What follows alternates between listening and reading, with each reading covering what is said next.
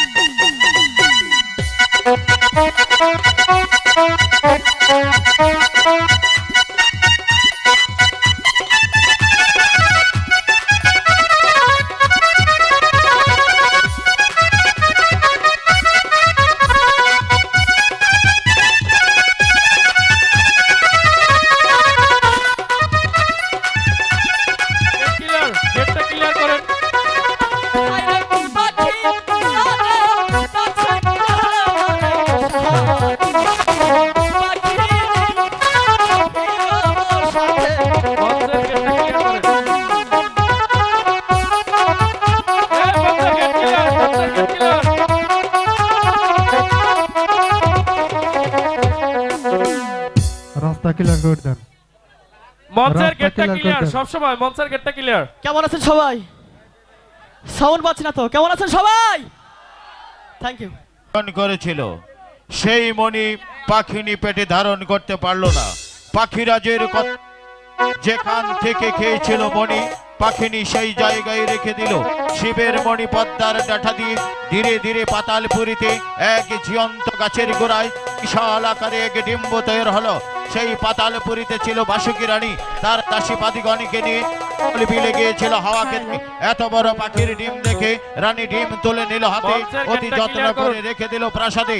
10 দিন পর এই ডিম্ব থেকে এক মানুষ রূপে গ্রহণ করলো। সেই কন্যাকে আজ বাসুকি রানী কোথায় নিয়ে যাচ্ছে, কি জন্য নিয়ে যাচ্ছে, কিছুক্ষণ উপভোগ করি। আজ তোকে আমি এমন একটি পৃথিবীতে নিয়ে যাব যে পৃথিবী তুই আগে কখনো দেখিসনি মনসা। না মাসি, আমি চল চল মনসা। বলছি তো যাব না। চল বলছি। ছেড়ে দাও তো মাসি। চল মাসি। মাসি, কি সুন্দর আলো বাতাস, কি সুন্দর পৃথিবী। মাসি মনসা, এই পৃথিবী তো আমি কোনোদিন দেখিনি। এই পৃথিবীটা অনেক সুন্দর, তাই না? মাসি। আচ্ছা মনসা, বলো, তুমি কি জানো আমি তোমাকে এই পৃথিবীতে কেন নিয়ে এসেছি? কেন নিয়ে আসলে মাসি? তার কারণ এই পৃথিবীতে তোমার পিতা আছে, পিতা আছে, তোমার মাতাও আছে, মাথা আছে। হ্যাঁ মনসা। মাসি, তাহলে বলো, কে আমার পিতা, কে আমার মাথা, আর আমার পিতা দেখতে কেমন? তোমার পিতা দেখতে ইয়া লম্বা, তার মাথায় আছে জট, গলায় আছে সাপ, আর হাতে আছে ত্রিশূল। মাসি বলো, চাই না পিতা, চাই না মাথা, আমি জানি তুমি তো আমার মাসি। মাসি বলো, আমি তোমাকে ছাড়া থাকতে পারবো না মাসি। চলো আমরা চলে যাই। দাঁড়াও, এদিকে এসো, এদিকে এসো মনসা। মাসি, ওই তো দেখতে পাচ্ছো একটি ডালে দুটি পাখি খেলা করছে। মাসি বলো, আমাকে পাখি দুটি ধরে দাও না। আমি তোমায় সবসময় পাখি ধরে দেই, তাই না? আজ তুমি নিজেই ধরার চেষ্টা করো। আমি তো ধরতে পারছি না মাসি, আমাকে পাখি দুটি ধরে দাও না মাসি। মাসি, মাসি।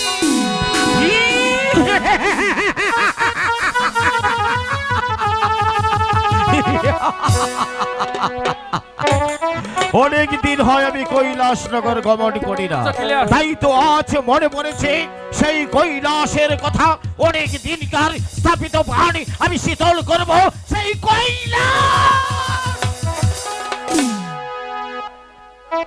দেখি প্রতিদিন এই কমল বিল দিয়ে আমি যাই কৈলাসনগর ধর্ম প্রচার করতে। এই কমল বিলে তো এমন কোন মর্মান্তিক দৃশ্য আমার চোখে বেশি আসেনি। আজ কেন এই কমল বিল আলোতে আলোকিত হয়ে আছে, এর যে কোনো বিহিত বুঝতে পারছি না। এর বিহিত না জেনে আমি এখান থেকে এক পাও কোথাও যাব না। কে তুমি? তুমি কি মানব না দানব? যদি আমার কথাই সাড়া দাও, আমি ভগবানের নামে দিব্যি খেয়ে বলেছি, আমার হাতের ত্রিশূল দিয়ে এই কমল বিলের মাঝে আমি তোমাকে পুরে বসবো। আমাকে মারবি না। মারবো না? আমি দানব নই, আমি যে একজন মানুষ। মানুষ?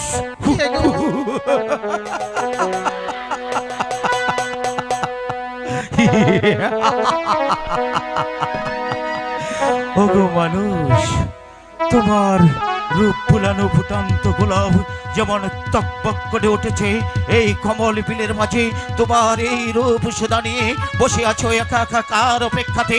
আমি একটিবার জানতে চাই, আমি যে তোমার রূপে উন্মাদ হয়ে যাচ্ছি, আমি যে তোমাকে নিয়ে যাব আমার গৃহে। আমি যাব না। যাবে না? আমি যাব না আপনার সঙ্গে। কেন যাবে না আমার সঙ্গে? আমি যাব আমার পিতার সঙ্গে। আমি বলছি তুমি স্বেচ্ছায় আমার পুষ্পরতে সর হও, তা না হলে আমি তোমাকে জোরপূর্বক ভাবে ধরে নিয়ে যাব আমার গৃহে। আপনি হলেন বুড়ো মানুষ আর আমি হলাম 12 বছরের যুবতী। আমি যাব আপনার সঙ্গে, আমি যাব আমার পিতার সঙ্গে। আপনি এখান থেকে চলে যান। আমি বুড়ো মানুষ আর সে 12 বছরের যুবতী। এই কন্যা, এই বুড়ো মানুষের একটি কেরামতি তুই যদি দেখতে পারিস, আমি আমার জীবনে আমি এই বুড়ো থেকে 18 বছরের যুবক হতে পারি। চলে আয় বলছি আমার সঙ্গে। না, যাবে না? আমি যাব আমার পিতার সঙ্গে। আমি বলছি তুই চলে আয় আমার সঙ্গে, আর যদি আমার সাথে না যাস তাহলে আমি তোকে এই কমল বিলের মাঝে বেঁধে। ওগো পিতা দেবতা, পিতা দেবতা, এগো আমি তো আপনার অপেক্ষায় ছিলাম পিতা দেবতা। আমার অপেক্ষায় ছিলি। এগো আমি জানতে চাই তুই কেন আমাকে পিতা বলে স্বীকৃতি দিচ্ছিস? কি দেখে আমাকে তুই চিনতে পেরেছিস? একটিবার আমার কাছে খুলে বল, আমি কেন তোর পিতা হব? হ্যাঁ, আমার পিতা দেবদেব মহাদেব শিব ঠাকুর। আমার পিতার মাথায় আছে জট, গলায় আছে সাপ আর হাতে আছে ত্রিশূল। প্রতিদিন এই রাস্তায় চলাফেরা করি। পিতা দেবতা, আপনি তো আমার পিতা দেবতা। আমি তোর পিতা দেবতা? তাহলে তোর জন্ম কোথায় হয়েছে, কিভাবে হয়েছে? তোর জন্মের পরিচয় আমার কাছে খুলে বল। তুই আমার কি করে কন্যা হবি? আমার যে কিছুই মনে পড়ছে না। তোর জন্ম কোথায় হয়েছে? একটিবার আমার কাছে তোর জন্মের পরিচয় দে। আমি বলছি, আপনি শুনুন। আপনি যখন কৈলাস ভবন যাত্রা করেছিলেন, ওই পাখি মিলন হয়েছিল। ওই মিলন দেখে আপনার আশেক হয়েছিল। ওই আশেকের চোখে এক ফোঁটা মণি পড়ে যায় ওই পদ্মার পাতার উপর। ওই পদ্মার নাল দিয়ে পাথার লগরে যে বাসব দেবী আমাকে লালন পালন করে এতটুকু বড় করেছে। মনে পড়েছে? অনেক দিন আগে আমি গিয়েছিলাম কৈলাসনগর ধর্ম প্রচার করতে। সেখান থেকে ফিরে আসার পথে আমার এক ফোঁটা আশেক মণি পড়ে যায় কমলি বিলের মাঝে। সেখান থেকে যদি তোর জন্ম হয়ে থাকে, তুই যে আমার ঔরসে জাত সন্তান, আমি হয়েছি তোর জন্মদাতা পিতা। তাই তো তোর পিতা হয়ে আমি তোর সাথে যে খারাপ আচরণ করেছি, তার জন্য এই হতভাগা পিতা তোর কাছে মার্জনা প্রার্থনা। পিতা দেবতা, আপনি যে আমার মাথার মণি, আপনাকে ক্ষমা করে দিয়েছি। সত্যি তুমি যদি আমাকে ক্ষমা না করতে, স্বয়ং ভগবান আমাকে ক্ষমা করতো না। আমি হলাম দেবের দেবী মহাদেব। এই পৃথিবীর সবাই আমাকে দেবতা বলে স্বীকার করে একটি করে পালে পূজা দেয়। ভুলের বশতে আমি তোমার রূপে উন্মাদ হয়ে, তাই তো তোমাকে না চিনতে পেরে আমি তোমাকে অনেক কটু কথা বলে ফেলেছি। ওগো মা, ওগো কন্যা, তুমি তোমার পিতাকে মার্জনা করে দিয়ে তোমার পিতার সঙ্গে যাবে আমার গৃহে। ঠিক আছে পিতা দেবতা। যেতে চেয়েছিলাম কৈলাসনগর কুচুনিপাড়া আমার ভক্ত মহামণির গৃহে আমি যাব না সেখানে ভগবান যখন তোমার দিদার মিলিয়েছে আমি তোমাকে নিয়ে যাব পঞ্চপুর শহরে তোমার মা জননী বসে আছে আমি আর অপেক্ষাতে আমি কখন ফিরে যাই গৃহে আমি তোমাকে তুলে দেব তোমার মায়ের হাতে আজ থেকে এই মহাদেবের কন্যা হিসেবে লালন পালন হবে এই মহাদেবের গৃহে আখি বন্ধন করো এই তো আমি আখি বন্ধন করি পুষ্পরতি সোয়ার হও এই তো শোন হচ্ছে আমি তোমাকে নিয়ে যাব সেই পঞ্চপুর শহরে তাই চলো। তোমার মা জননীর সাক্ষাৎ করিতে চলুন পিতা দেবতা ও কি হা হা ইয়া হাই গো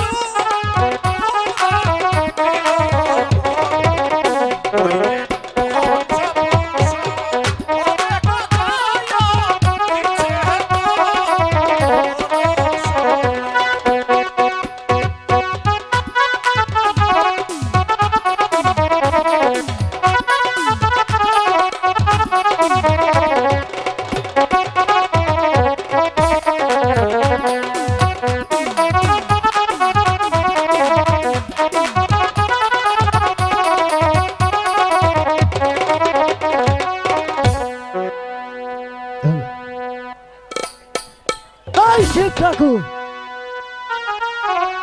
তুমি একটা বুড়ো মানুষ এটা যুবতী কননে সড়ক যা ঘোরাঘুরি করো লোক সমাজে কি কয় এই শিব ঠাকুর তোমার ছবি টাঙ্গাই আমি পুজো করি তোমার শ্রদ্ধা করি তোমার প্রণাম করি শিব ঠাকুর আরে মেয়েটা যেন কি বই শিব ঠাকুর বুড়ো মানুষ হেঁটেন বিয়া বই নিছে এই মেয়েটা কোনো পছন্দ নাই শিব ঠাকুর তোমার গিন্না ফিট নাই শিব ঠাকুর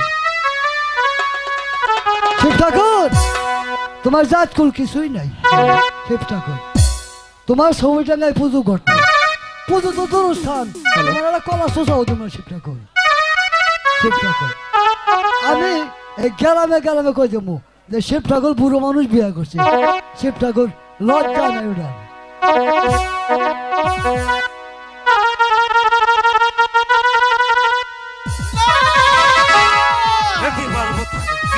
কন্যা হঠাৎ করে তুমি আমার পুষ্পরথ থেকে এভাবে জমিনে দোলায় লঙ্কিত অবস্থায় পড়ে গেলে তোমার কি হয়েছে তুমি আমার কাছে করে বলো আমি তোমার সুচিকিৎসার ব্যবস্থা করবো ওগো পিতা দেবতা বলো কন্যা আপনি কি শুনতে পারলেন না কি শুনবো ওই রাখাল কি বলে গেল কি বলেছে কি অপমান করে গেল পিতা এই কন্যা কে কি বলেছে সেদিকে কর্ণপাত না করে তুমি তোমার অন্তরকে বন্ধন করে তোমার পিতার পুষ্পরথে সওয়ার হয়ে যাও আমি তোমাকে নিয়ে যাব সেই পঞ্চপুর তারান আমি যাব না।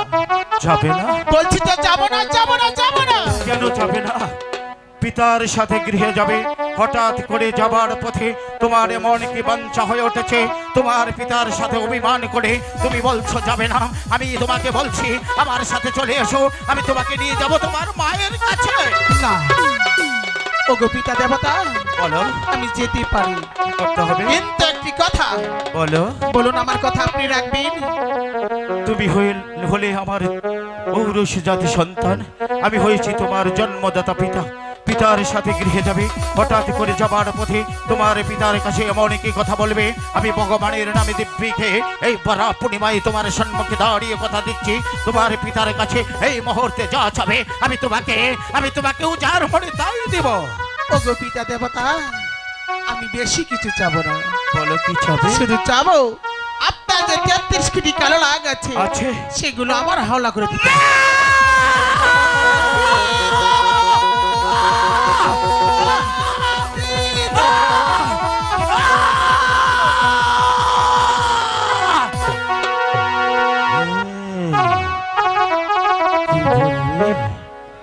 ওগো পিতা, 33 কোটি কালো লাগ আছে, সেই কালো লাগ তোর হাওলা করে দিতে হবে। সবে মাত্র তোর সাথে আমার পরিচয় হয়েছে, তুই আমার ঔরসজাত সন্তান, আমি হয়েছি তোর জন্মদাতা পিতা। পিতার সাথে গৃহে যাবে, যাবার পথে আমার কাছে তুই এমন শর্ত দিয়েছিস, আমি তোর কথা মতো ভগবানের নামে দিব্যি খেয়ে বলেছি, এই বড়া পূর্ণিমায় তোর সম্মুখে দাঁড়িয়ে কথা দিচ্ছি, আমার কাছে তুই যা যাবি আমি তোকে তাই দিব, তাই বলে তোর পিতা দেবতা, এত বড় বহারি নয়। আপনি তো বলেছেন আমি যাহা চাবো আমাকে তাই দিবেন, তাহলে দিন আমাকে 8 কোটি কালো লাগ দিন। না, এই কালো লাগের বহর তুই বইতে পারবি না। পারবো। তুই ছোট মানুষ, অভিমান করিস না। এই কালো লাগ খেলার পুতুল নয়, খেললুম না খেলিয়ে ছুঁড়ে ফেললুম। এই কালো লাগ তুই বইতে পারবি না। এই কালো লাগ ব্যতীত তোর পিতার কাছে যা যাবি আমি আবারও বলছি ভগবানের নামে দিব্যি খেয়ে আমি তোর সম্মুখে তাই দেব। না, নেব না, আমি অন্য কিছু নেব না পিতা দেবতা। নেবে না? না গো, এই কালো লাগ আমি তোকে দিতে পারবো না। তুই আমার সাথে চলে আয়, ওগো পিতা, আমি তোকে নিয়ে যাব গৃহে। তোর মায়ের সম্মুখে দাঁড়িয়ে আমি তোর মায়ের কাছে সব কিছু খুলে বলবো। তোর মায়ের সম্মুখে দাঁড়িয়ে তুই আমার কাছে যা চাবি আমি তোকে এর চাইতে বাড়ি কিছু দিব না। ওগো পিতা দেবতা, দিন আমাকে কালো লাগের বর দিন। এই কালো লাখ তোকে দিতে হবে। ওগো পিতা, আর যদি এই কালো লাখ না দেই তাহলে কি যাবি না তুই আমার সাথে? না গো পিতা দেবতা, অভিমান করো না, অভিমান করো না। তুমি যে ছোট মানুষ, এই কালো লাখ তোমাকে দেওয়া যাবে না। আর অভিমান করে তুমি যদি এই কমল বিলের মাঝে বসে থাকো তাহলে আমি হলাম দেবের দেবী মহাদেবী। এই পৃথিবীর মানুষ আমাকে দেবতা বলে মানে, এই দেবতার কন্যা এই কমল বিলের মাঝে অভিমান করে বসে থাকলে আমাকে ধিক্কার দিবে। ওগো পিতা দেবতা, আমি যে আপনারই কন্যা, এই নিয়ে ভাবছি আমার কিচ্ছু হবে না। কিচ্ছু হবে না? না গো পিতা দেবতা, কালো লাখ তোমাকে দিতে হবে। হ্যাঁ গো, আমি তোমাকে কালো লাখ দিতে পারি। আমার 3টি শর্ত রয়েছে। আমার 3টি শর্ত যদি তুমি তামিল করতে পারো তাহলে আমার অধীনে যত লাখ আছে আমি তোমার অধীনে করে দেব। বলো কন্যা, তুমি আমার 3টি শর্ত তামিল করতে পারবে? পিতা দেবতা, আপনার 3টি শর্ত কেন, 1000 শর্ত দিলেও আমি মাথা পেতে নিব। বেঁচে থাকো কন্যা, বেঁচে থাকো।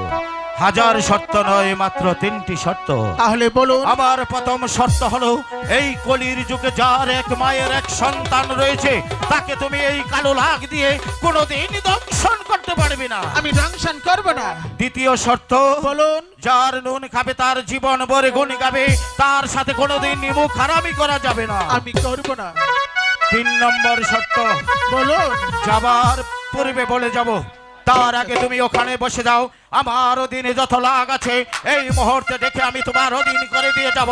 তবে একটি কথা মনে রাখবে, তোমার পিতার সম্মুখে দাঁড়িয়ে তুমি যে অঙ্গীকার দিয়েছ এই অঙ্গীকার যদি তুমি তামিল না করতে পারো তবে মনে রাখবে আমি যেখানে যে অবস্থায় থাকি না কেন সেখান থেকে আমার দেওয়া কালো লাগ আমি ছিনিয়ে নিব। ঠিক আছে পিতা দেবতা, বসে যাও। এই তো আমি বসে পড়ছি।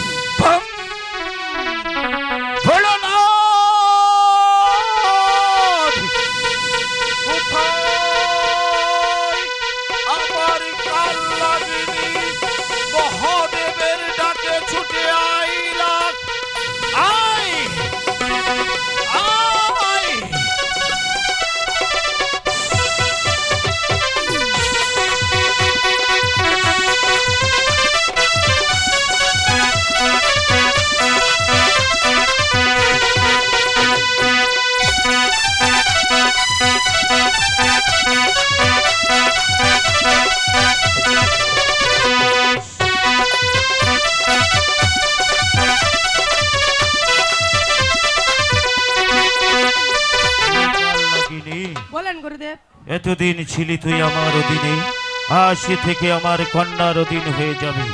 আমার কন্যা আজ থেকে তোকে যা বলবে তাই তুই অবলম্ব মস্তকে পালন করবি। ঠিক আছে, যা লাখ যা আমার কন্যার অধীনে চলে যা।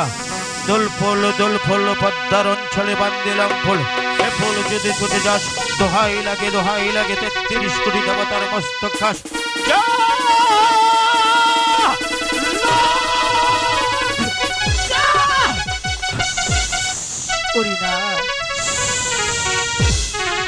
পিতা দেবতা, এই কন্যা বলুন।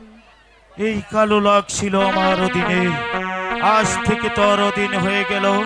এই কালো লাগকে তুই যা বলবি আজ থেকে এই কালো লাগ তোর কথা অবলম্ব থেকে পালন করিবি।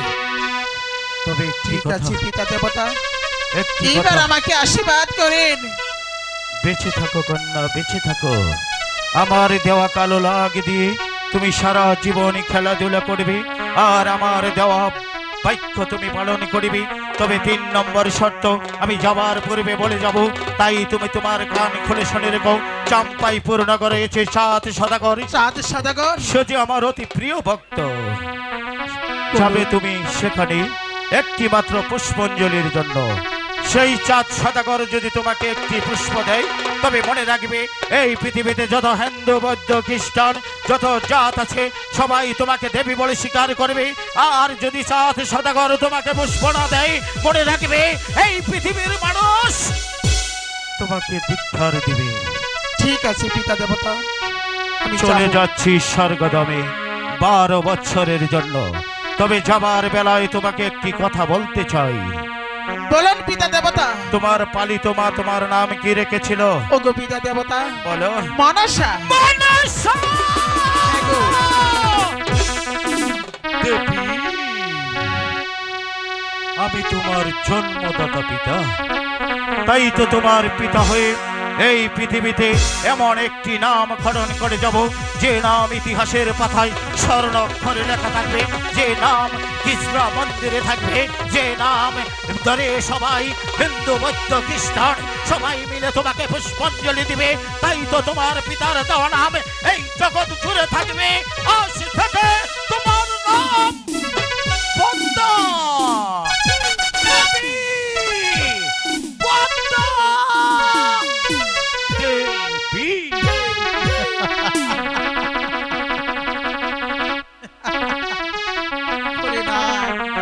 এতদিন ছিলি পিতার অধিকারী, আজ থেকে আমার অধিকারী। আমি যা বলবো তোর তাহাই করতে হবে। এই মুহূর্তে চলে যাই ওই রাখালের কাছে। আখালের বাচ্চা, তুই আমাকে নিন্দা করেছিস, অপমান করেছিস, আজ তোকে বুঝাবো পদ্মা কি জিনিস। আমি আসছি তোর ছবির নির্ধ্বংস করতে।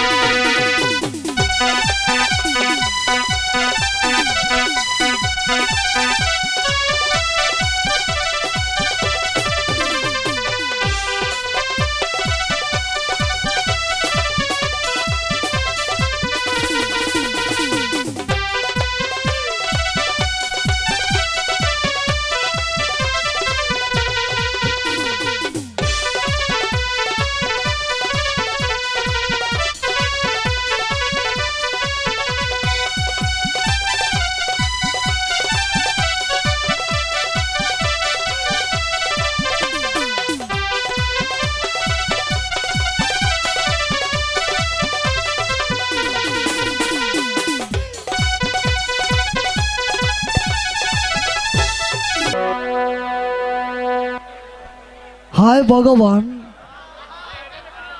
আমি দুঃখিনী মার অবাগা সন্তান। আমার একটা ভাই আছে ছোট্ট, নাম কার্তিক। সে বলে অভিমানী, বলে দাদা কোথায় যাও কি করো? আমরা তো গরিব রাখাল, মাঠে গরু চড়াতে হয়, নইলে তো পেটে ভাত জুটবো না। মাকে থিয়েছি বাড়ি। বললো রে গণেশ, আজকে 2 দিন যাবত খাই না কিছু, বনের মজা আছি, কোনো কাজ কাম পাই নাকি? কিছু কাজ কাম পাই, কিছু পয়সাও রোজগার করতে পারি, আমার দুঃখিনী মাকে নইয়া আর ভাইটাকে নইয়া আমি খাবো। আমার বাবা পরবারে চলে গেছে, আমাকে রেখে, আমার ভাইটাকে রেখে, আমার মাকে রেখে। ভগবান তুমি সহায় থাকো,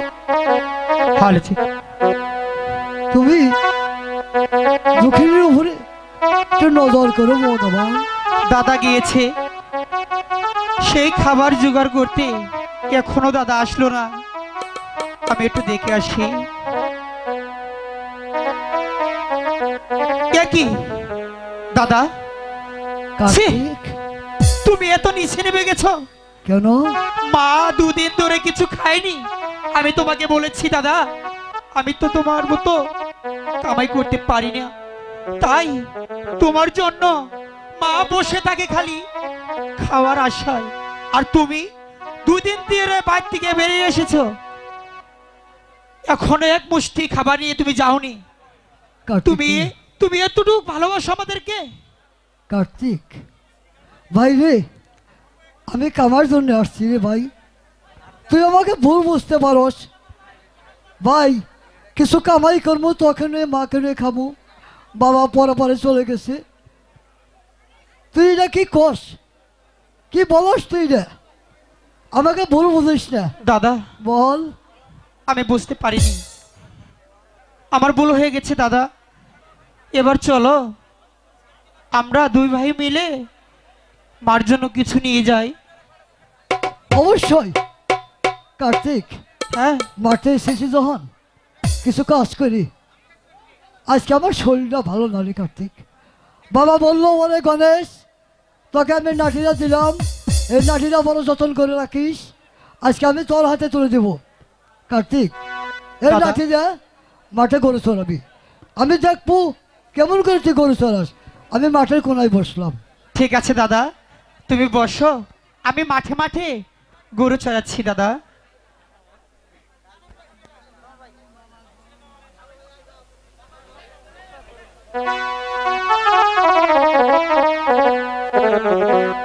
আমি তো গো বাহ, রিব রাখা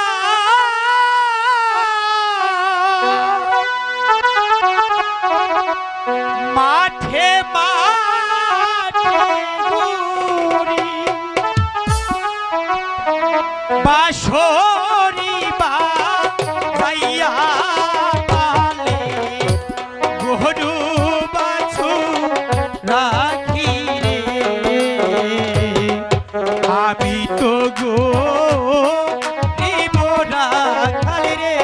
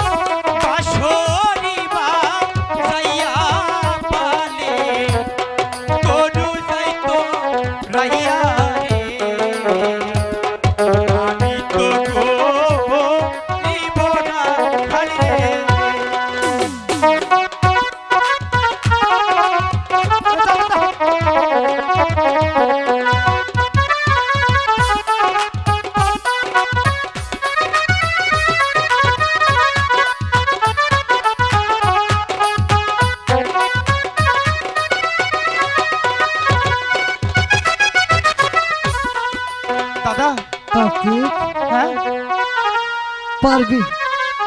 তুই মাঠের গাছের সেহায় বস, একটু জিরে এনো। আচ্ছা দাদা, বস। তুমি এই জায়গায় বসো, আগে আমি এই জায়গায় বসি। বস।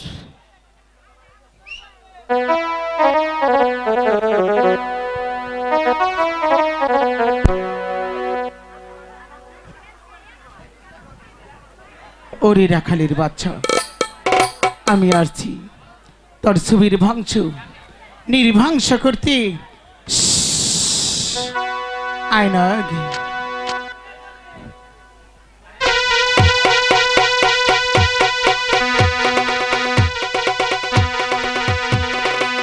হাততালি হবে, সবাই হাততালি দে, আমাদের সবাই হাততালি।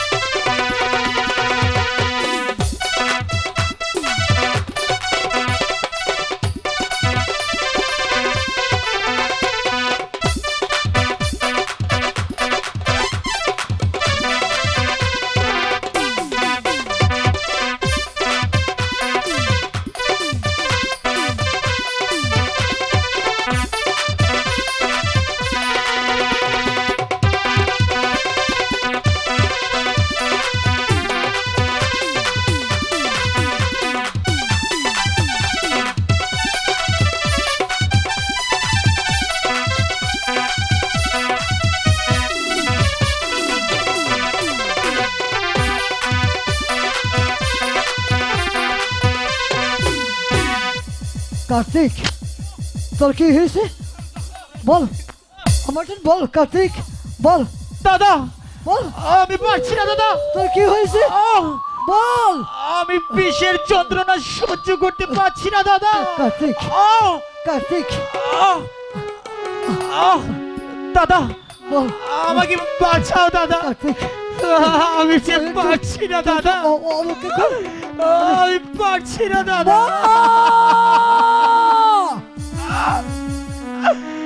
তুমি কোথায় মা,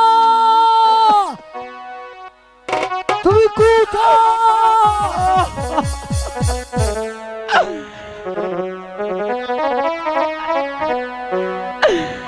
হাই গো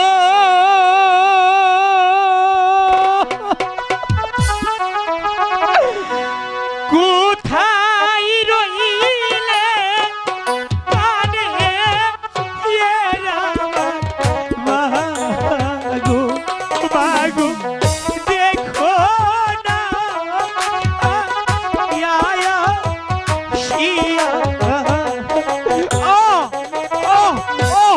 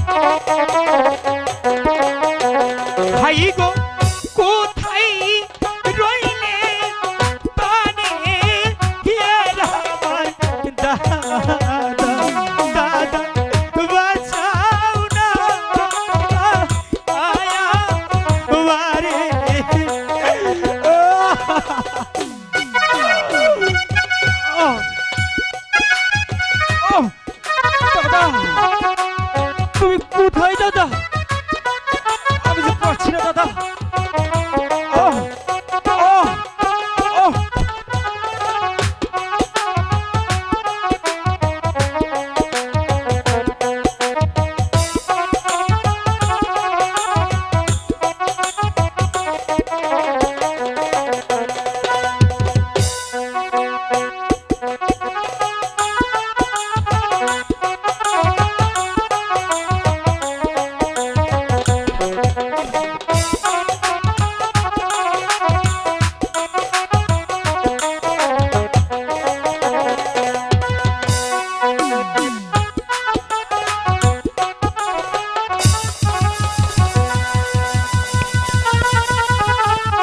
ভালো ভালো।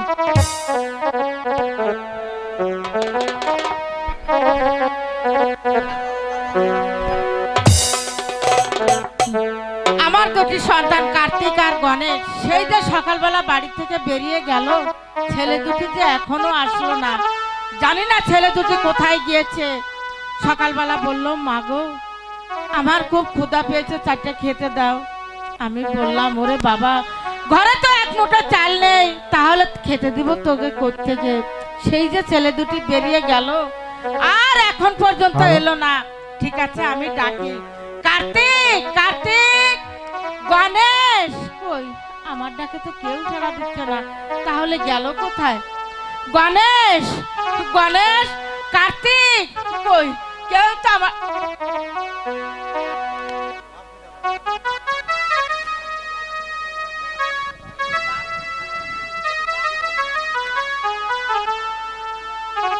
কি বাবা মায়ের সঙ্গে রাগ করে এখানে শুয়ে আছো কেমন? চলো বাবা খাবে।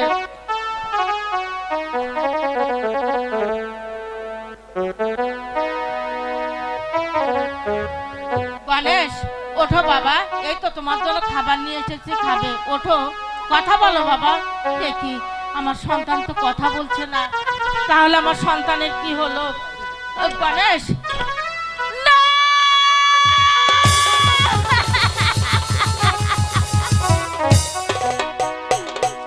বাবা রে, কি হয়ে গেল রে বাবা?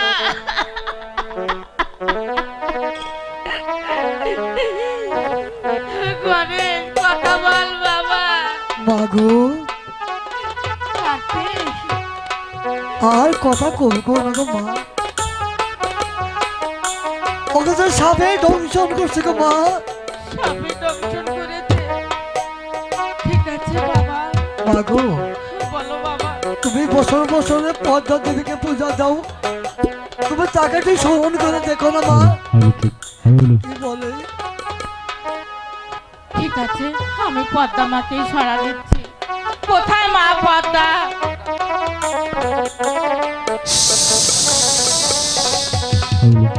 আখালির মা,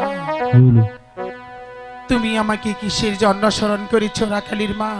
মাগো তুমি তো জানো আমার দুটো সন্তান, চেয়ে দেখো আমার সন্তানকে যে সাপে দংশন করেছে মা। রাখালির মা, মাগো তোমার ছেলে তো সাপে দংশন করেনি, তাহলে মা? দংশন করেছি আমি। মাগো আমার সন্তান তোমার কাছে এমন কি অপরাধ করেছে মা? অপরাধ? তোমার ছেলে আমার সাথে যে বেদবি করেছে ওকে উচিত শিক্ষা দিয়েছি। তুমি এখান থেকে চলে যাও রাখালির মা, মাগো আমি তোমার কোনো কথাই শুনবো না। মাগো এই সন্তান ছাড়া যে আমার পৃথিবীতে আর কেউ নেই মা। আমি তোমার দুটি পায়ে পড়ি মা, তুমি আমার সন্তানকে ভালো করে দাও মা। বলছি তো পারবো না, না মা, আমার পাও ছেড়ে দাও রাখালির মা, না মা, আমার ছেড়ে দাও, সন্তানকে তুমি ভালো করে ছেড়ে দাও। ওগো দেবী, তুমি আমার মাকে লাথি মারলে? রাখাল বলো। তোমরা যে বেদব, আমার মনে হয় তাকেও দংশন করি। না মা, না দেবী মা, মাগো আমি বেঁচে থেকে কি করব? না যাই না, না বুঝা ও ভুল করেছে। মাগো তুমি আমার ভাইকে ভালো করে যাও গো মা। রাখাল বলো। তোমার ভাইকে ভালো করতে হলে, তোমার ছেলেকে ভালো করতে হলে তোমাদের কি করতে হবে জানো রাখাল? কি করতে হবে? আমাকে একটি পুষ্পাঞ্জলি দিতে হবে, তবেই তবেই তোমার ছেলেকে ফিরে পাবে আর তোমার দাদাকে ফিরে পাবে। মাগো, হ্যাঁ গো। আমরা গরিব মানুষ, আমরা তোমার পুষ্পের আয়োজন কি করবো গো মা? আমি জানি তোমরা গরিব, তোমরা বড় অসহায়, সেই বুদ্ধি তো আমি দিব। আমার বুদ্ধি মতো তোমাদের কাজ করতে হবে। বলো রাখাল, বলো মা। ওই চেয়ে দেখো পাশের গ্রাম দেখা যাচ্ছে। রাখালের মা, বলো মা। ওই পাশের গ্রামে গিয়ে 7 বাড়ির ভিক্ষে করে আমার জন্য পুষ্পর আয়োজন করো, তবেই তোমার ছেলেকে ফিরে পাবে। মাগো, বলো। তুমি তো সাহায্য করো, তোমার কথায় আমরা পাশের বাড়ি ভিক্ষা করবো, তুমি আমার ভাইকে তুমি ভালো করে দেবে। ঠিক আছে রাখাল, চলে যাও ওই পাশের গ্রামে।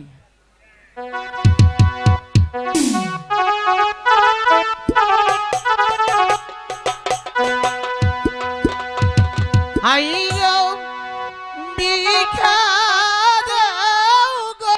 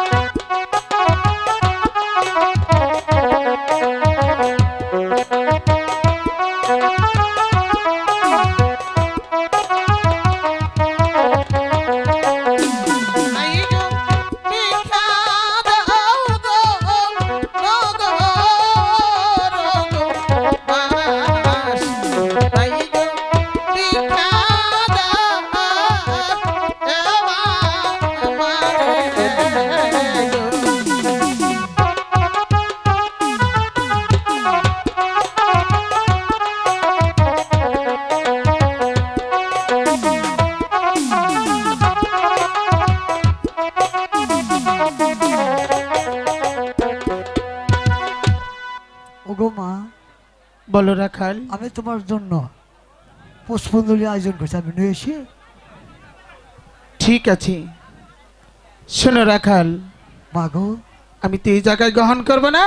কোন জায়গায়? ওই তো দেখা যাচ্ছে ইজল গাছ, ওই গাছটি ঘুরে দিয়ে আসো, আমি সদরে গ্রহণ করে নিব।